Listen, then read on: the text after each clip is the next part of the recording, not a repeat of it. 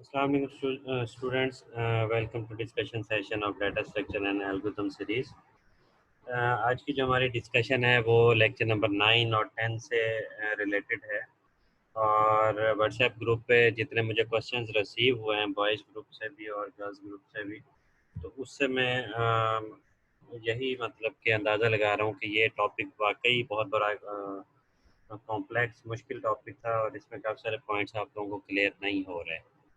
तो मैं कोशिश करता हूँ कि दोबारा से आपको एक एक पॉइंट आप क्वेश्चन के अकॉर्डिंग जो है ना क्लियर करने की कोशिश करूँ।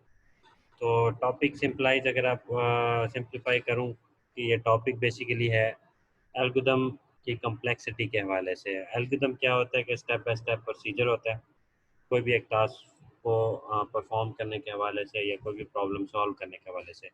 जो स्टेप बाय स्टेप प्रोसीजर लिखा जाता है उसके सीक्वेंस का ख्याल रखना होता है और स्टेप्स जो है अच्छे से अच्छे तरीके से डिज़ाइन किए जाते हैं ताकि सोल्यूशन आसानी से फाइंड किया जा सके किसी भी प्रोग्राम किसी भी प्रॉब्लम का।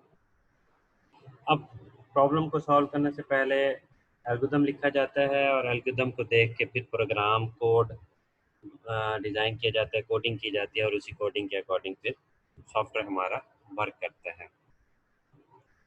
अब सपोज़ कि अगर एक एल्गोरिथम लिख दिया जाए, उसमें कोई 5 या 10 स्टेप्स लिख दिए जाएँ और अलग-अलग प्रोग्रामर को दे दिए जाएँ, तो ऑब्वियसली हर प्रोग्रामर जो है अपने-अपने लिहाज से उसकी कोडिंग करेगा, अपने-अपने लिहाज से उसका सॉल्यूशन बनाएगा।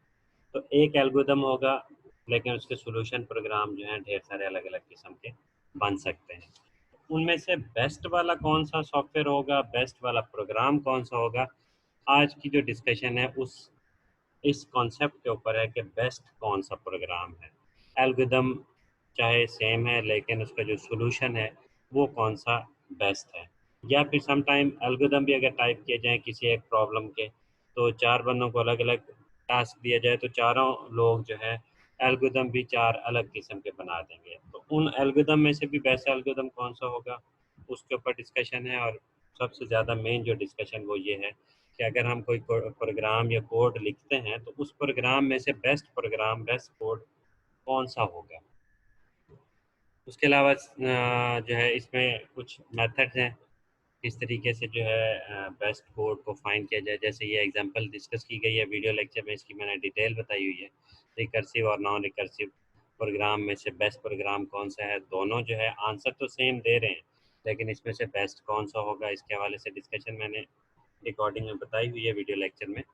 तो मेन हमारा टारगेट क्या है, how to estimate the time required for a program to execute, how to reduce the running time of a program from days और years to a fraction of second. Mean कि एक काफ़ी complex programme हो जो काफ़ी ज़्यादा time ले रहे हों एग्जीक्यूट होने में, तो उनका टाइम को कम कैसे किया जाए, कब रिकर्जन यूज़ करनी है कब नहीं यूज़ करनी, कोड में कौन से वाले पार्ट को जो है अहमियत देनी है, कौन से प्रोग्राम पार्ट को जो है अहमियत कम देनी है, किसके अकॉर्डिंग जो है ये सारी सारी कैलकुलेशन होती है। ये डिस्कशन हमारी है। तो उसको ये जितनी भी डिस्कशन मैंने आपको बताई है, बेस्ट सॉल्यूशन फाइंड करना, बेस्ट जो है कैलकुलेशन करना, कॉम्प्लेक्सिटी जो है फाइंड करना, इन सारे जो जितनी भी मैंने बातें की हैं इन बातों का सॉल्यूशन जो है वो है एसिम्प्टोटिक नोटेशन के फॉर्मेट में। ये एक मैथमेटिकल कैलकुलेशन फॉर्मेट है, इसके ज़रिए से हम किसी भी प्रोग्राम को जो है चेक करके बता सकते हैं कि ये प्रोग्राम जो है कितना मतलब कॉम्प्लेक्स है, इसका रनिंग टाइम कितना होगा। ये इन 2-3 प्रोग्राम्स अगर हमारे सामने आ जाए उनमें से बेस्ट प्रोग्राम कौन सा है उसको कैलकुलेट करने का आइडिया हम लगा सकते हैं एसिम्प्टोटिक नोटेशन के ज़रिए से। इस नोटेशन में जो है 3 अलग-अलग कैटेगरीज़ हैं, बिगो नोटेशन है, थीटा नोटेशन है और इस तरीके से ओमेगा नोटेशन है। तो इसमें से जो हमारे कोर्स से रिलेटेड डिस्कशन ज़्यादा डिटेल में है वो है बिगो नोटेशन के हवाले से। बिगो नोटेशन क्या करता है कि वो प्रोग्राम को देख के हमें कैलकुलेट करके आइडिया दे देता है कि ये प्रोग्राम कितना कॉम्प्लेक्स है। अब इसमें एक अपर बाउंड लोअर बाउंड ये कॉन्सेप्ट कुछ हैं, ये बेसिकली क्या होते हैं लीडिंग और लैगिंग के हवाले से कॉन्सेप्ट है कि अगर हमारे पास दो मतलब फंक्शन है, एक डिपेंडेंट फंक्शन है एक इंडिपेंडेंट फंक्शन है, या जैसे O f of n is equal to g of n हम ये कह रहे हैं, तो इसमें मतलब कि एफ और जी दोनों का आपस में कंपैरिजन देखा जाए तो किस पॉइंट पे जो है जी की वैल्यू ज़्यादा थी, किस पॉइंट पे जो है एफ की वैल्यू ज़्यादा हो गई। तो इन दोनों के कंपैरिजन के हवाले से जो ग्राफ बनता है, उसी ग्राफ को देख के हम लीडिंग और लैगिंग के हवाले से बता सकते हैं, अपर बाउंड का लोअर बाउंड का बता सकते हैं। जैसे यहाँ पे स्टार्टिंग में आप देखते हैं कि जी जो है वो कम वैल्यूज़ में नज़र आ रहे हैं, और एक के पॉइंट के बाद जो जी है वो अपर साइड पे चला गया, वो मतलब उसकी वैल्यूज़ ज़्यादा होने लगी। तो इसकी मज़ीद डिटेल आप वीडियो लेक्चर में आपको मिल जाएगी। तो एक सेकंड, मुझे कॉल आ रही है। तो ये अपर बाउंड और लोअर बाउंड का कॉन्सेप्ट जो है वीडियो लेक्चर में मैंने डिटेल से बताया। अब मैं आता हूँ क्वेश्चंस की तरफ के। एक क्वेश्चन पूछा गया है कि इसमें एग्जांपल्स जो हैं उनकी समझ नहीं आ रही प्रॉपर। तो एग्जांपल वाला जो है वीडियो लेक्चर नंबर 10 है, वो इसी स्लाइड्स के एंड पे है, वो मैं आपको डिस्कस करता हूँ। और ग्रोथ रेट के हवाले से आई होप आपको आइडिया हो गया होगा कि ग्रोथ रेट बेसिकली क्या होता है कि कुछ ग्राफ जो है एक्सपोनेंशियली आपको ग्रो होते नज़र आ रहे हैं, कुछ जो है कम ग्रो कर रहे होते हैं। इसकी अगर मैं एग्जांपल दूं, जैसे आजकल WHO की तरफ से जो पेंडेमिक कोरोना वायरस के हवाले से डिटेल्स अपलोड हो रही होती हैं मुख्तलिफ कंट्रीज़ की। तो अगर आप वो WHO वेबसाइट पे चले जाएं तो आपको हर मुल्क का एक अलग अलग ग्राफ नज़र आएगा कि किस मुल्क में कितना ज़्यादा जो है वायरस फैल रहा है। उसकी वायरस फैलने की जो ग्राफ्स हैं वो सारी डिटेल्स वहाँ पे आपको नज़र आ जाएंगे। तो जो ज़्यादा जहाँ पे केसेस नज़र आ रहे हैं उनका ग्राफ एक्सपोनेंशियली इंक्रीज होता जा रहा है। कुछ जो है जैसे चाइना है, उसका ग्राफ जो है स्टेबल लेवल पे आया और फिर आहिस्ता आहिस्ता डाउन की तरफ जाने लगा। तो ये जो ग्रोथ रेट होता है, या ये जो कॉन्सेप्ट है, ये बेसिकली इसी तरह के कॉन्सेप्ट है कि कहाँ पे को कितनी वैल्यूज़ इंक्रीज़ हो रही हैं, कितनी वैल्यूज़ जो हैं रुक गई हैं या स्टेबल हैं, या कंपैरिजन किया जाए, अगर कंपैरेटिव देखा जाए, एक एक जो है कंट्री को दूसरे कंट्री के साथ कंपेयर करके चेक किया जाए, या फिर एक ही कंट्री को अपने आप के साथ ही मतलब कि फेब के महीने के लिहाज से, मार्च के महीने के लिहाज से कंपेयर करें कि जी फेब में क्या ग्रोथ था, कितने केसेस आ रहे थे, मार्च में कितने केस आ रहे हैं, फर्दर आगे जून जुलाई में केस कितने मतलब हैं या एक्सपेक्ट कर रहे हैं। ये जो कंपैरिजन के लिहाज से हम ग्राफ देखेंगे वो बेसिकली इसी तरीके से कि जैसे हम यहाँ पे ग्रोथ रेट के हवाले से ग्राफ देख रहे हैं। तो आई होप आपको अगर ये वीडियो लेक्चर में भी ग्रोथ रेट की डिटेल से समझ नहीं आ सकी तो आप WHO की वेबसाइट खोलें, वहाँ पे जो ग्राफ्स देखेंगे और उसके डिस्क्रिप्शन वगैरह देखें तो उसमें मज़ीद आपको ये कॉन्सेप्ट क्लियर हो जाएंगे। तो खैर अल्लाह ताला ये वबा से जो है सबकी जान छुड़ाए और अच्छे हालात हो जाए। नेक्स्ट है जी क्वेश्चन रनिंग टाइम कैलकुलेशन के हवाले से, वो मैं डिटेल में आपको समझाता हूँ। फिलहाल मैं ये लेक्चर नंबर 9 के हवाले से क्वेश्चन देख रहा हूँ।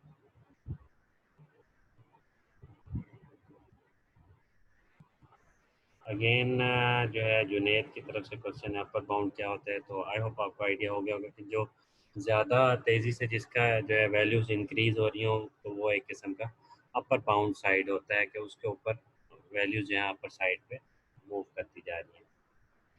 तो big O notation gives an upper bound on the growth rate of function. इसका मतलब भी यही है कि इसको हम मैक्सिमम वैल्यूज़ को हमेशा कैलकुलेट करते हैं। कैसे करते हैं आगे एग्जांपल्स में मैं आपको डिटेल बताता हूँ।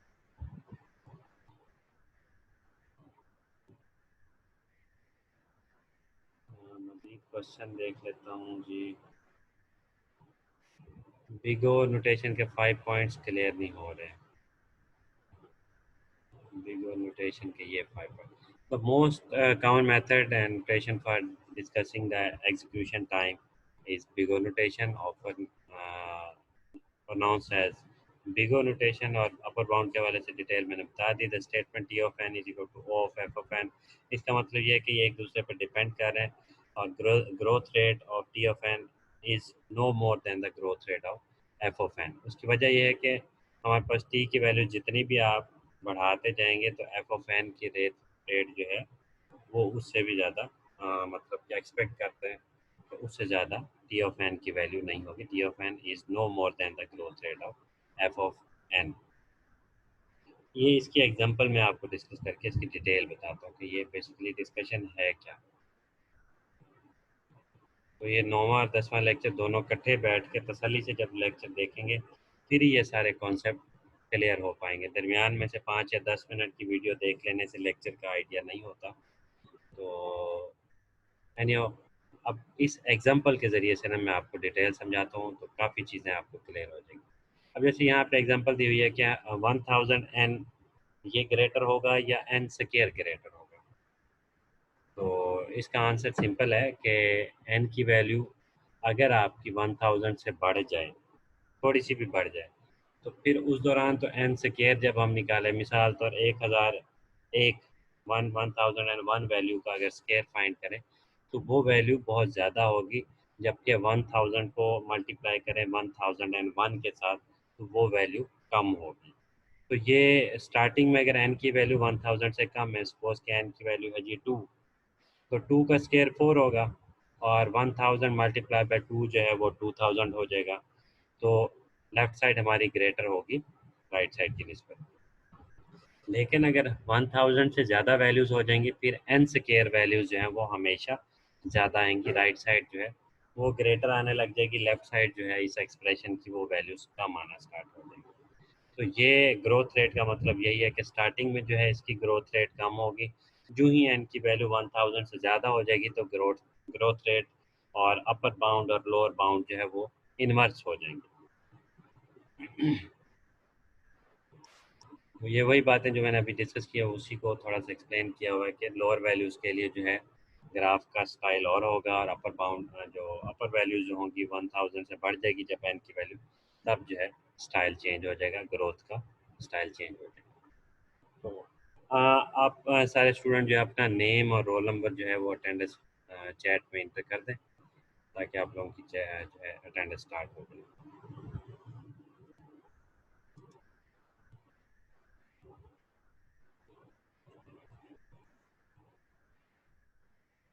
जिन बच्चों को आवाज़ नहीं आ रही तो वो सेशन में रिकॉर्ड कर रहा हूँ, ये रिकॉर्डेड सेशन अपलोड कर दूंगा, तब आप वीडियो लेक्चर दोबारा से इस डिस्कशन को देख के सुन के प्रॉपर कॉन्सेप्ट क्लियर कर सकते हैं अपने।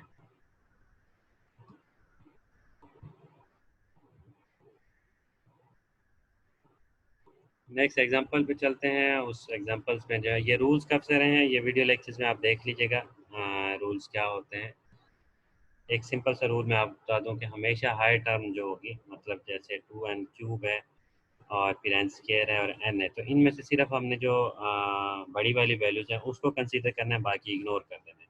मीन कि हमारे पास ये O of 2n³ plus 3n² plus n का आंसर हम सिर्फ ओ ऑफ n³ के हवाले से डिस्कस करेंगे कि जी हाईएस्ट ऑर्डर जो है वही हमारे पास सबसे मेन देखने वाला पॉइंट है, यही कॉम्प्लेक्सिटी हमें बताएगा कि मैक्सिमम कॉम्प्लेक्सिटी हमारे प्रोग्राम की कितनी है।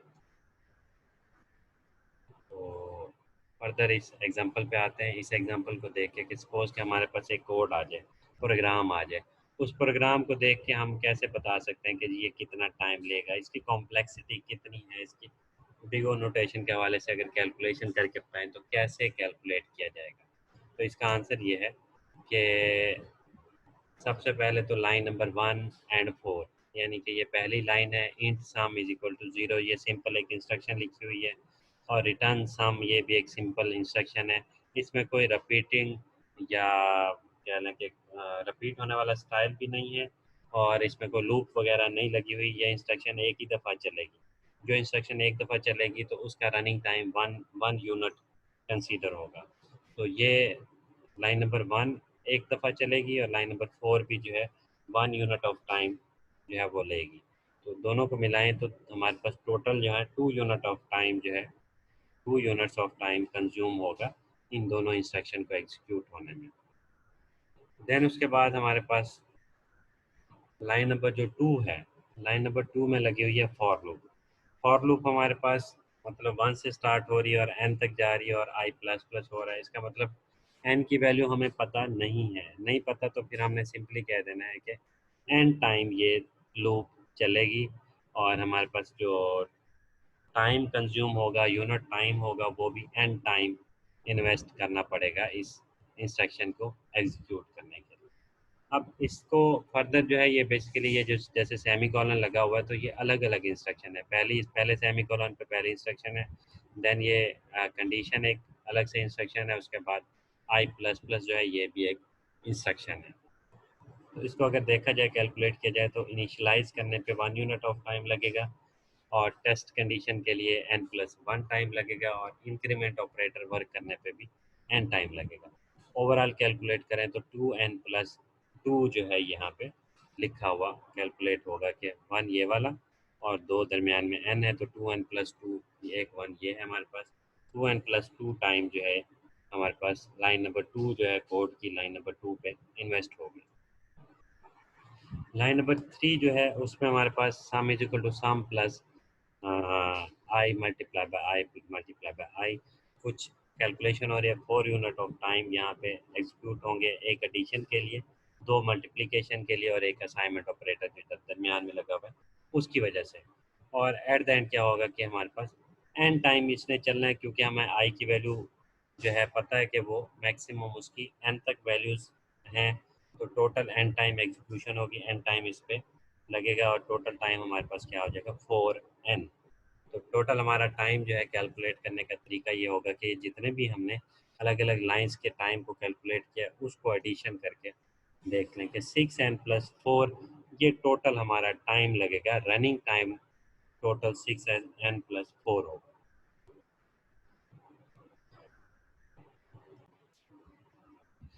अब इसको 6n+4 नहीं लिखा जाता, इसको समराइज करके ओवरऑल लिखा जाता है कि हमारे पास running time calculation with respect to big O notation कैसे लिखेंगे। इसका आंसर है ओ ऑफ एन, कि हमारे पास ओ ऑफ 6n+4 लिखने की बजाय इसमें जो ओवरऑल टर्म है हमारे पास ओ ऑफ एन, बस इसको कंसीडर करेंगे कि जी एन टाइम। एन क्या है? एन 6n भी हो सकता है, 1000n भी हो सकता है। एन की खुद की वैल्यू हमें आइडिया नहीं है, वो एक किस्म का अनलिमिटेड भी हो सकती है। तो इसलिए हम ओवरऑल बताएंगे कि जी ओ ऑफ एन हमारे पास टोटल टाइम इन्वेस्ट होगा इसको कैलकुलेट करने में। इस प्रोग्राम का टोटल टाइम जो है एन पे डिपेंड कर रहा है, इस प्रोग्राम की कॉम्प्लेक्सिटी एन पे डिपेंड कर रही है। अब हमारे पास जैसे ये एग्जांपल दी हुई है, इसमें हमारे पास जहाँ एन लिखा हुआ है एन की बजाय उसको साइज लिख दें, उसको कोई भी वेरिएबल का नाम दे दें, तो हमें कंफ्यूज होने की ज़रूरत नहीं है। एन की बजाय हम कह देंगे ओ ऑफ साइज, इसकी कॉम्प्लेक्सिटी है। साइज वेरिएबल पे डिपेंड कर रहा है कि ये प्रोग्राम कितनी दफ़ा, कितना टाइम, कितना कॉम्प्लेक्स है, कितना यूनिट ऑफ टाइम ये लेगा। अच्छा, अब नेक्स्ट है नेस्टेड लूप के हवाले से, कि अगर हमारे पास एक लूप के साथ दूसरी लूप भी लगी हो, एक लूप हमारी एन टाइम चल रही हो, दूसरी लूप भी एन टाइम चल रही हो, तो नेस्टेड लूप के हवाले से अगर आप लोगों को प्रोग्रामिंग के कॉन्सेप्ट रिव्यू करूं, तो नेस्टेड लूप हमेशा जो है मल्टीप्लाई हो रही होती है। पहली लूप जो है अगर मिसाल के तौर पर 5 दफ़ा चलती है और तीसरी लूप 3 दफ़ा चलती है, तो टोटल हमारे पास इंस्ट्रक्शन जो है वो 15 दफ़ा चलेगी। 5 को हम 3 के साथ मल्टीप्लाई करते हैं। तो यहाँ पे भी एन टाइम हमारी पहली लूप चल रही है, दूसरी लूप भी एन टाइम चल रही है, तो एन मल्टीप्लाई बाय एन करेंगे, हमारी टोटल टाइम जो यूनिट ऑफ टाइम है, टोटल टाइम जो इन्वेस्ट होगा इस इंस्ट्रक्शन को एग्जीक्यूट करने को, जो टाइम लगेगा वो होगा एन स्क्वायर टाइम।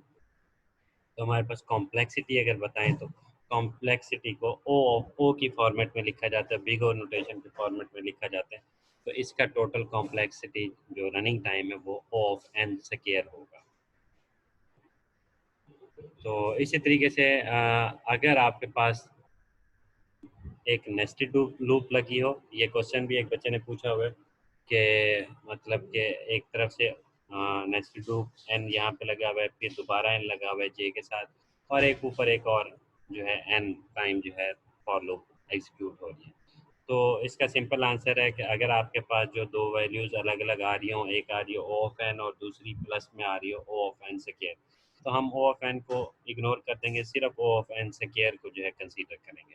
तो इसका रनिंग टाइम हमारे पास क्या होगा, जो सबसे ज़्यादा टाइम इन्वेस्ट जिस इंस्ट्रक्शन पे हो रहा है सिर्फ उस पर ध्यान दें, बाकी सारा इग्नोर कर दें। तो हमारे पास यहाँ पे O of n square time total invest होगा। टाइम कॉम्प्लेक्सिटी इस एग्जांपल की ऑफ एन स्क्वायर है। इसमें ये वाली जो टर्म है, पहली वाली लूप है, इसको इग्नोर कर दें, जो मैक्सिमम वाली टाइम कॉम्प्लेक्सिटी है वो जैसा आप बता दें। तो आई होप आपको ये एग्जांपल्स देखने के बाद जितने भी आपके क्वेश्चंस होंगे वो क्लियर हो चुके होंगे। जिसकी अटेंडेंस रहती है वो अटेंडेंस इंटर कर दें। मैं रिकॉर्डिंग को जो है पास करने लगा।